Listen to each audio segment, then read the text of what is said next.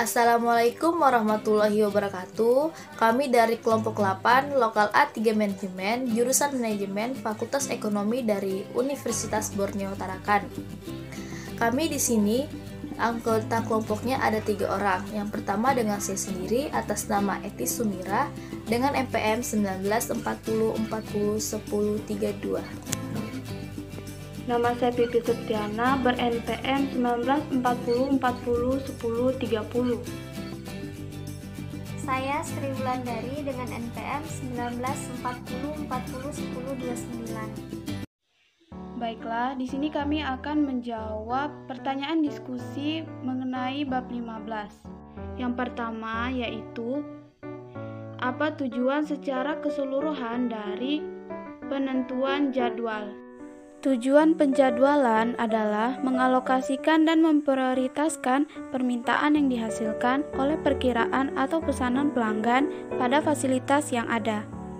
Nomor 2 yaitu daftar 4 kriteria untuk menentukan tingkat efektivitas dalam keputusan penentuan jadwal. Bagaimana kriteria tersebut terkait dengan 4 kriteria dalam keputusan pengurutan. Yang pertama, meminimalkan waktu penyelesaian. Dievaluasi dengan menentukan rata-rata waktu penyelesaian. Yang kedua, memaksimalkan pemanfaatan. Dievaluasi dengan menentukan persentase waktu saat tempat fasilitas dimanfaatkan. Yang ketiga yaitu meminimalkan persediaan dalam proses atau work in process with inventory. Dievaluasi dengan menentukan rata-rata jumlah pengerjaan dalam suatu sistem.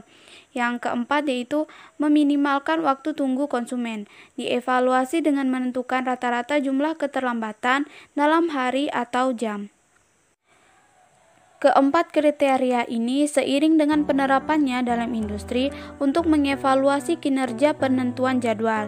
Sebagai tambahan, teknik penentuan jadwal yang tepat akan sederhana, jelas, mudah untuk dipahami, mudah untuk dilaksanakan, fleksibel, dan realistis. Nomor 3 yaitu jelaskan apa yang dimaksud dengan sentra kerja pemuatan. Apa 2 cara bagi sentra kerja untuk dapat dimuat? Apa 2 teknik yang digunakan dalam pemuatan? Sentra kerja pemuatan yaitu penugasan pekerjaan-pekerjaan untuk dikerjakan atau pusat pemrosesan. 2 cara sentra kerja untuk dapat dimuat. Yang pertama, berorientasi pada kapasitas. Yang kedua, menugaskan pengerjaan tertentu kepada sentra kerja.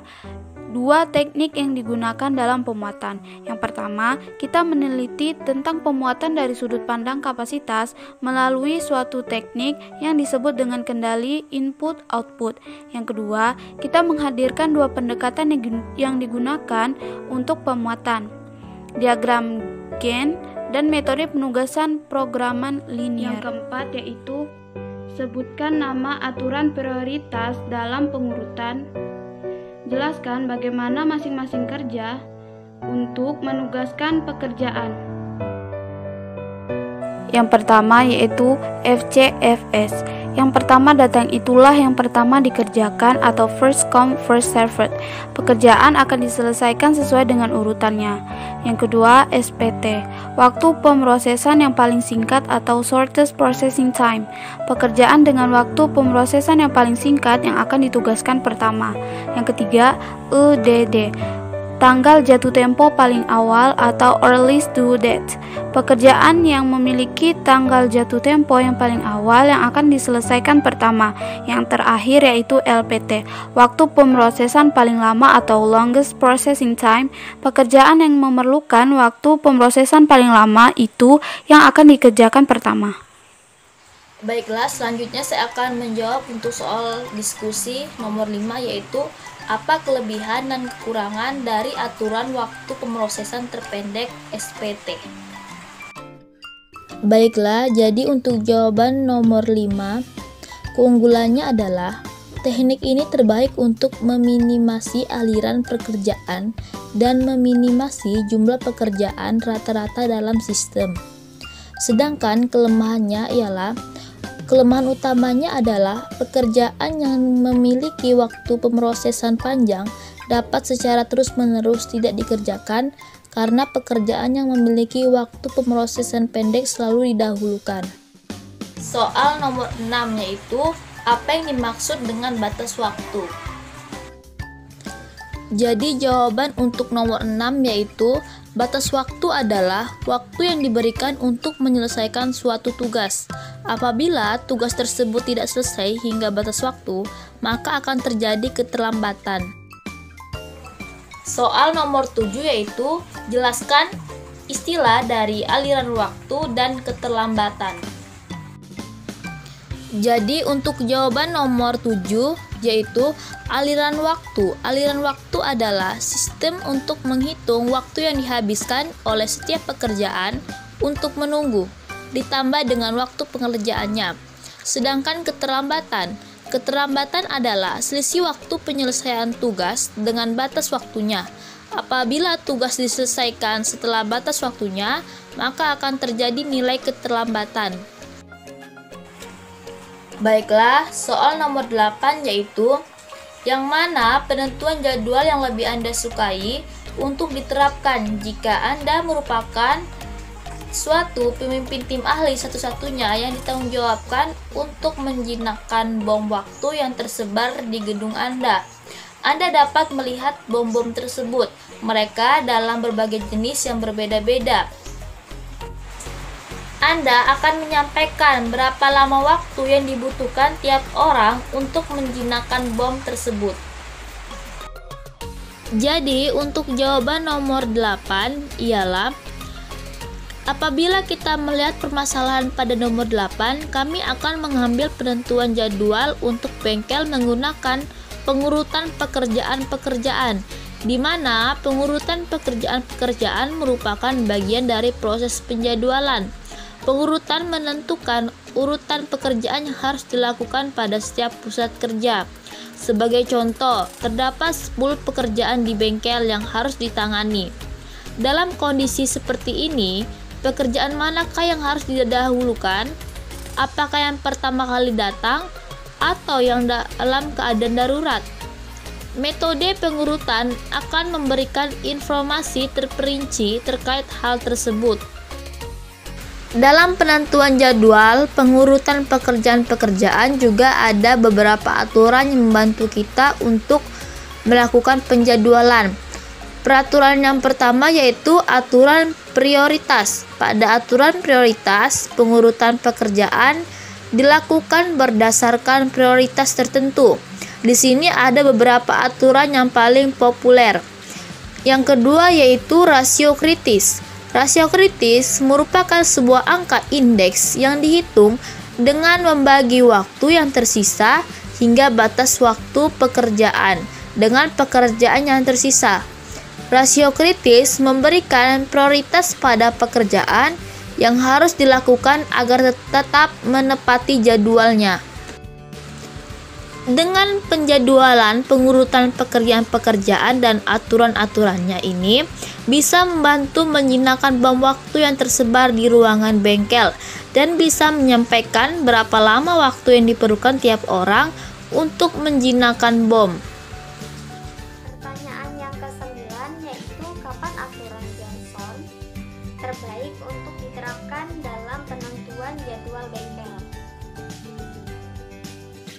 Jawabannya yaitu dapat diterapkan jika yang pertama, keseluruhan pekerjaan harus didaftar dan waktu yang diperlukan oleh masing-masing atas mesin petunjuk. Yang kedua, memilih pekerjaan dengan waktu pengerjaan yang sangat singkat. Yang ketiga, yaitu ketika suatu pekerjaan telah dijadwalkan, yaitu dapat dihilangkan pula.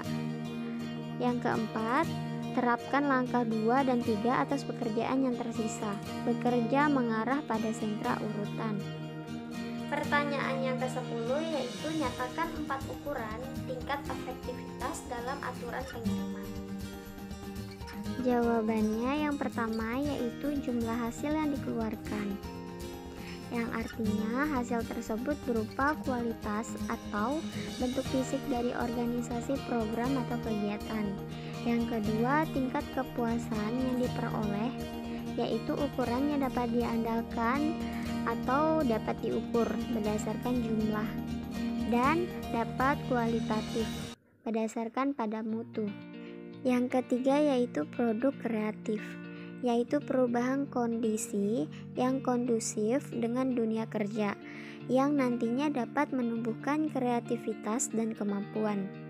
Yang keempat, intensitas yang tercapai, yaitu memiliki ketaatan yang tinggi dalam suatu tingkatan intensitas sesuatu, di mana adanya rasa saling memiliki dengan kadar yang tinggi.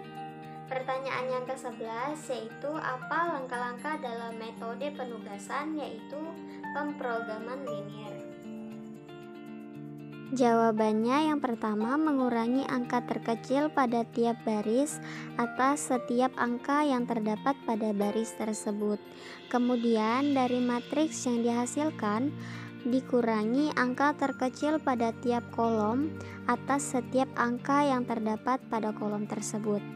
Yang kedua, gambar angka minimal dengan garis lurus secara vertikal atau horizontal yang diperlukan untuk menutupi semua angka 0 yang ada pada tabel.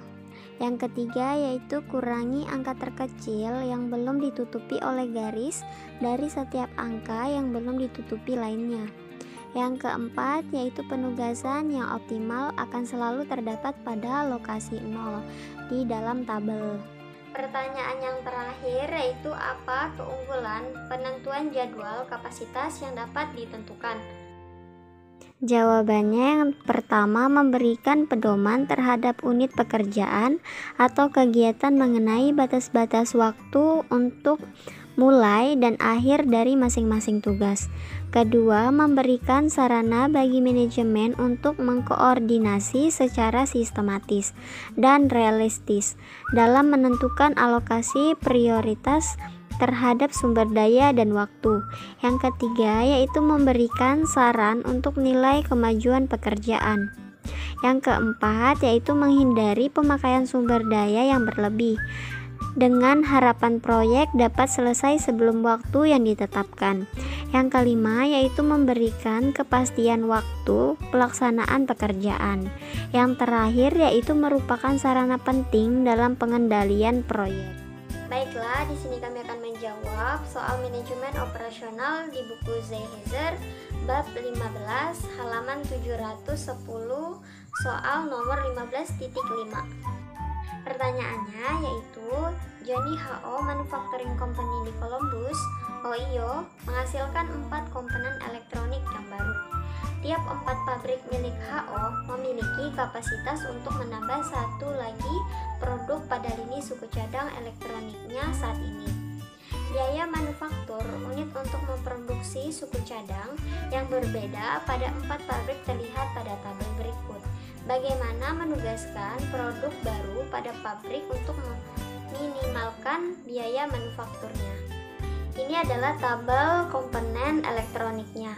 Di situ ada komponen elektronik pada C53 pada pabrik 1, dia ada $0,10. Pada pabrik 2, $0,12, pada pabrik 3, $0,13, dan pada pabrik 4, $0,11. Sedangkan pada elektronik C81, dia pada pabrik pertama $0,05, pabrik kedua yaitu $0,06, pabrik ketiga $0,04, pabrik keempat $0,08. Komponen pada elektronik D5 yaitu pada pabrik pertama $0,32, pabrik kedua $0,40, pabrik ketiga $0,31, pabrik keempat $0,30. Sedangkan pada elektronik yang D44 yaitu pabrik pertama $0,17, pabrik kedua $0,14, pabrik ketiga $0,19, dan pabrik keempat yaitu $0,15. Dengan menggunakan tabel sebelumnya, kurangi angka terkecil pada tiap baris dari setiap angka yang terdapat pada baris tersebut. Pada baris komponen C53, angka terkecil yaitu ada pada pabrik 1, yaitu 0,10 dolar. Jadi pabrik 1 0,10 dolar dikurangi 0,10 dolar, hasilnya 0,00 dolar. Pada pabrik 2 0,12 dolar dikurangi 0,10 dolar, hasilnya itu 0,02 dolar. Pabrik 3 0,13 dolar dikurangi 0,10 dolar, hasilnya itu 0,03 dolar. Pada pabrik 4 0,11 dolar dikurangi 0,10 dolar, hasilnya yaitu 0,01 dolar. Pada baris komponen C81, angka terkecilnya yaitu ada pada pabrik 3, yaitu 0,04. Jadi pabrik 1 0,05 dolar dikurangi 0,04 dolar, hasilnya itu 0,01 dolar. Pabrik 2 0,06 dolar dikurangi 0,04 dolar, hasilnya yaitu 0,02 dolar. Pada pabrik 3 0,04 dolar dikurangi 0,04 dolar, hasilnya yaitu 0,00 dolar. Pada pabrik 4 yaitu 0,08 dolar dikurangi 0,04 dolar, hasilnya yaitu 0,04 dolar. Pada baris komponen D5, angka terkecil yaitu ada pada pabrik 4, yaitu 0,30 dolar. Jadi pabrik 1 0,32 dolar dikurangi 0,30 dolar, hasilnya yaitu 0,02 dolar. Pada pabrik 2 0,40 dolar dikurangi 0,30 dolar, hasilnya yaitu 0,10 dolar. Pabrik 3 yaitu 0,31 dolar dikurangi 0,30 dolar, hasilnya yaitu 0,01 dolar. Dan pabrik keempat yaitu 0,30 dolar dikurangi 0,30 dolar, hasilnya yaitu 0,00 dolar. Pada baris komponen D44, angka terkecil yaitu ada pada pabrik 2, yaitu 0,14 dolar. Jadi pabrik 1 0,17 dolar dikurangi 0,4 dolar, hasilnya yaitu 0,03 dolar. Pabrik 2 0,14 dolar dikurangi 0,14 dolar, hasilnya yaitu 0,00 dolar. Pada pabrik 3 0,19 dolar dikurangi 0,14 dolar, hasilnya yaitu 0,05 dolar. Dan pabrik 4 0,15 dolar dikurangi 0,14 dolar, hasilnya yaitu 0,01 dolar. Setelah kita melihat dari tabel sebelumnya, karena telah terdapat 4 baris untuk menutupi seluruh angka 0, penugasan yang optimal dapat ditentukan dengan pemilihan angka 0 tersebut. Jadi, pada C53 penata letaknya pada pabrik 1, di mana biayanya 0,10. C81 penata letaknya pada pabrik 3 dengan biaya 0,04. Pada D51 penata letaknya pada pabrik 4, di mana biayanya 0,30. Dan yang terakhir, D44 penata letaknya pada pabrik 2 dengan biayanya 0,14. Jadi untuk menentukan biaya minimumnya kita jumlahkan semuanya, di mana 0,10 ditambah 0,04 ditambah 0,30 ditambah 0,14, hasilnya ialah 0,58 dolar. Sekian dari penjelasan dan jawaban dari kelompok kami. Jika ada kesalahan dan kekurangan dalam jawaban kami, mohon dimaafkan. Assalamualaikum warahmatullahi wabarakatuh.